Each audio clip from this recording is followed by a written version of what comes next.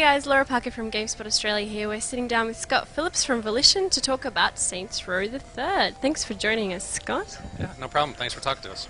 Now, we watched the demo yesterday, and I have to tell you, it's pretty damn hilarious. This looks like the kind of game where everybody on the team would have had so much fun making it.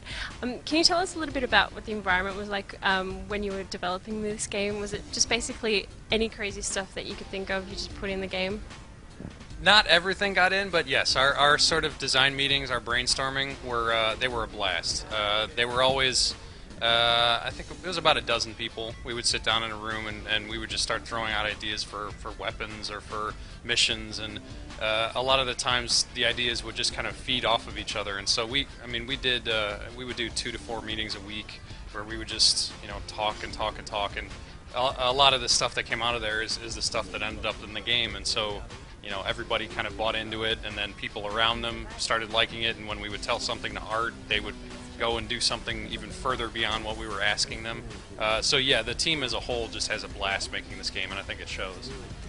Now, is it hard to come up with like funny, crazy stuff under pressure, like when you know you have to, and make it as crazy as possible? Under pressure? No, I don't think we felt a lot of pressure. Like a lot of the team came off of Saints Row 2.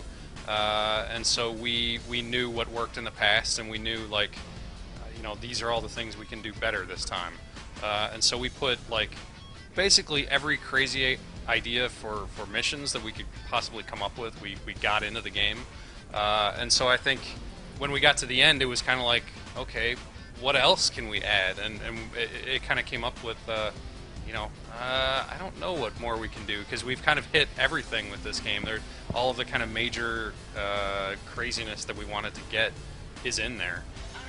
Now, can you run us through what's different, like what stuff you've added in Saints Row the Third? Well, we've got a whole new engine, a whole new tool set that we build the world with, rendering, animation, movement physics, all that stuff has been greatly upgraded. The main thing is that the world is just a much higher quality than it was in the past. We have more cars, more characters. Your character can have more customization options. There's just a lot more variety to that system itself. And then with the gameplay, we kind of upgraded. With the big focus for us was fast, fluid, and fun. Those were kind of our keywords for driving, for shooting, for movement, and I think all of our feature set were built around making just moving through the city a lot of fun. And so you have a huge variety of vehicles with which to do that. You can do the Dukes of Hazzard entry where you just dive right in through the windshield. That sort of stuff was over the top, and it feeds into those core values of the fast, fluid, and fun. Now, I was playing the game yesterday, and I came across the awesome button. Can you tell us a little bit about the awesome button? Yeah, so that's where the Dukes of Hazzard entry goes on. The whole idea was, we want a button that modifies what you do normally and makes everything you do even more over the top. And it was a collection of different features that all kind of migrated to be around sprinting. So anytime you're running fast, the variety of stuff you can do increases, and the sort of ridiculous level goes up. And that just totally fit the tone of the game, and so we integrated it all on that one button, and it modifies what you do, and the awesome button just seemed to make a whole lot of sense. It does make sense, doesn't it? Now, I want to know more about Professor Genki, because I think as a character he's pretty much the best thing ever.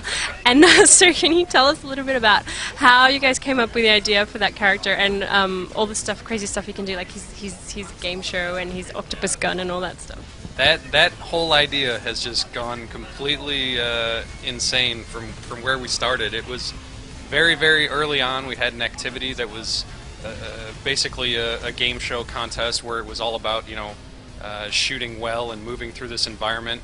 And so I kind of brought the idea to the team that we need to make this more over the top. This is not crazy enough for Saints Row. And so, we're big fans of that sort of ridiculous Japanese game show sort of vibe, and this sort of Majide and this sort of Takeshi's Castle, which are these shows where it's very ridiculous game show contests. And we combined that with Smash TV, and that's what we ended up with.